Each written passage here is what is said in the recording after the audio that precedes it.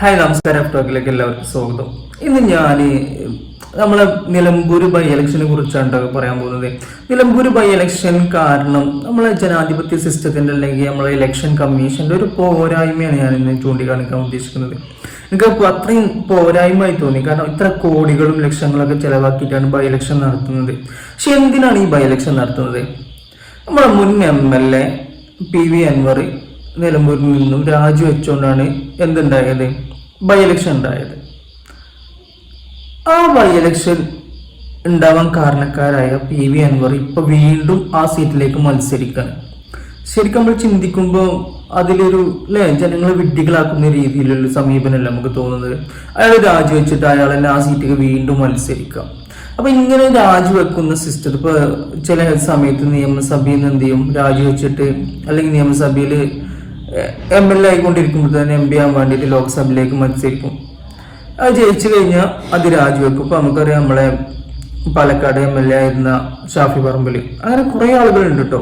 ഇപ്പൊ അന്ന് വടകര നമ്മളെ ടീച്ചർ ജയിച്ചിരിക്കണെങ്കിലും അതും രാജിവെക്കേണ്ടി വരും. അങ്ങനെ പല ആളുകൾ. ഇതിനു മുമ്പ് കുഞ്ഞാലിക്കുട്ടി നിയമസഭയിൽ നിന്ന് രാജിവെച്ചിട്ട് അങ്ങോട്ട് പോയി ലോക്സഭ MP ആവാൻ പോയി, അവിടെ ജയിച്ചു.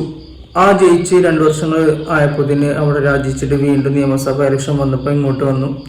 അങ്ങനെയുള്ള സിസ്റ്റം അതൊരു വിഡ്ഢിത്തരമായ ജനങ്ങളുടെ ടാക്സ് പണം കൊണ്ടാണല്ലോ ഇങ്ങനെ ഇലക്ഷനും കാര്യങ്ങളൊക്കെ നടത്തുന്നത്. ഇപ്പൊ ഈ ബൈ ഇലക്ഷൻ വന്നതുകൊണ്ടാണ് ഗവൺമെന്റ് അല്ലെങ്കിൽ നമ്മളെ ഇലക്ഷൻ കമ്മീഷൻ ഇത്ര പണങ്ങൾ ഇതിനു വേണ്ടി ചെലവാക്കുന്നുണ്ട്.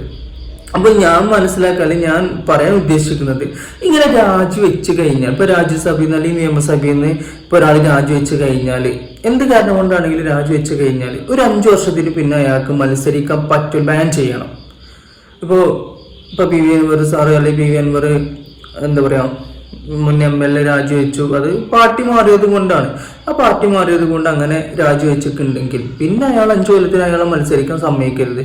അതിപ്പോ ഞാൻ നിയമസഭയിൽ നിന്ന് രാജിച്ചുകൊണ്ട് ലോക്സഭയ്ക്ക് പോകണമെങ്കിലും അങ്ങനെ എന്താവരുത്. പിന്നെ 5 കൊല്ലത്തിന് നിയമസഭയിൽ മത്സരിക്കാൻ അയാൾക്ക് അർഹത ഉണ്ടാകാൻ പാടില്ല. അങ്ങനെ ഒരു സിസ്റ്റം കൊണ്ടുവരണം.